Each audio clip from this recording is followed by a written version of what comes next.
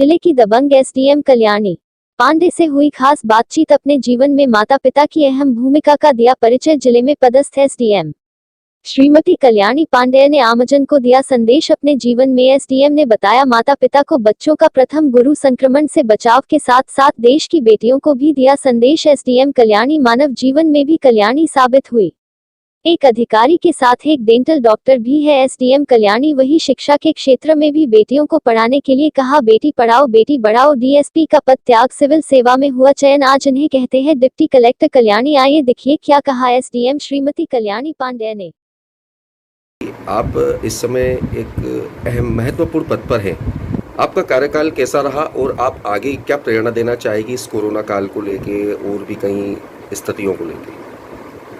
देखिए, ये मेरी यहाँ पर उज्जैन ज़िले में दूसरी पोस्टिंग है। इसके पहले मैं आगरमालवा ज़िले में पदस्थ थी। अभी वर्तमान में मुझे एसडीएम कोठी महल का चार्ज दिया गया है। मैं आप सभी जो जन सामान्य हैं हमारे, उन सबसे ये अनुरोध करना चाहती हूँ कि कोरोना समय में जो हमारी प्रशासन की और सरकार की मंशा है कि लोग इकट्ठा ना खड़े हों, अपने थोड़े स्वास्थ्य का ध्यान रखने के लिए मास्क का उपयोग लगातार करें और दूरी बनाकर रखें। अगर कहीं पर बहुत आवश्यक है तो ही बाहर जाएं। इन चीज़ों का अगर हम पालन करेंगे तो जिस तरह से अभी हम जिस कठिनाई से गुजरे हैं वो चीज़ें हमें दोबारा फेस नहीं करनी पड़ेगी। तो मेरा एक प्रशासनिक अधिकारी के रूप में भी और एक जनरल व्यक्ति के भी रूप में ये आप लोगों से सभी से अनुरोध है कि आप मास्क पहनें लगातार और सोशल डिस्टेंसिंग का पालन करें और कहीं पर भी भीड़ में एकत्रित ना हो, जिससे कि हम कोरोना का संक्रमण फिर से उतनी तेज़ी से हमें फेस ना करना पड़े। मैडम, एक चीज़ और छोटा सा सवाल था, चूँकि आप एक महिला पद पर बैठे हैं और एक महिलाओं के लिए आप क्या संदेश देना चाहेगी और चूँकि बच्चियों के लिए, ताकि उनको एक प्रेरणा मिल सके आपके द्वारा? महिलाओं के लिए मेरा यही संदेश रहेगा कि खूब पढ़ें खूब बढ़ें।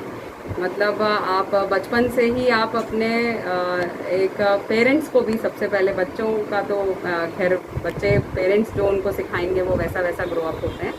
तो माता पिता के लिए सबसे ज़्यादा मैं ये उनसे अनुरोध करूँगी कि अपने बेटे और बेटियों को बराबर का दर्जा दें। जिस तरह से, जिस प्रकार से आप ध्यान देके अपने बेटे को पढ़ाना चाहते हैं उसी तरह से बेटी को पढ़ाएं।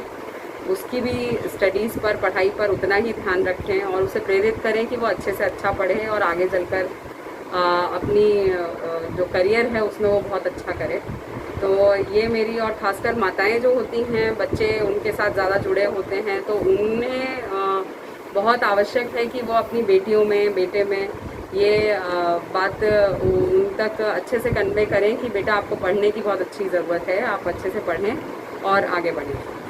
जी मैम, आपका भी आप थोड़ा सा एक अनुभव साझा कर सकते हैं कि आपने आपके शिक्षा क्षेत्र में किस तरह से या कुछ इंस्पायर आप किसी से हुए हों या शिक्षा जगत में आपको कुछ प्रेरणा जो आपने अनुभव की हो वो बताएं। मैंने मेरे करियर से मैं आपको ये बताना चाहूँगी कि सबसे शुरुआत में मैंने अपने स्कूल के बाद 1 साल पीएमटी के लिए तैयारी करी और उसके बाद मैं डेंटिस्ट्री के लिए सिलेक्ट हुई। मुझे बीडीएस में सीट मिली, तो मैं एक डेंटल डॉक्टर हूँ। उसकी मैंने 5 वर्ष तक पढ़ाई की। उसके बाद मैंने पीएससी के लिए तैयारी की। करीब 3 साल मेरे तैयारी का समय लगा। उसमें मैंने तैयारी की एक लंबे समय। उसके बाद मेरा डीएसपी में सिलेक्शन हुआ पहली पीएससी में। तो मैं पहले इसके पूर्व में डिप्टी सुपरिटेंडेंट ऑफ पुलिस रही। उसकी ट्रेनिंग के दौरान, जब वो ट्रेनिंग चल रही थी, फिर मैंने एग्ज़ाम दिया था और उस एग्ज़ाम में मैं फिर डिप्टी कलेक्टर हुई। तो इससे आप ये समझ सकते हैं कि किस तरह से मेरे माता पिता का कितना बड़ा इसमें एक मतलब एक रोल रहा है कि उन्होंने अगर मुझे सपोर्ट नहीं किया होता तो इतनी लंबी पढ़ाई एज अ फीमेल मैं नहीं कर पाती।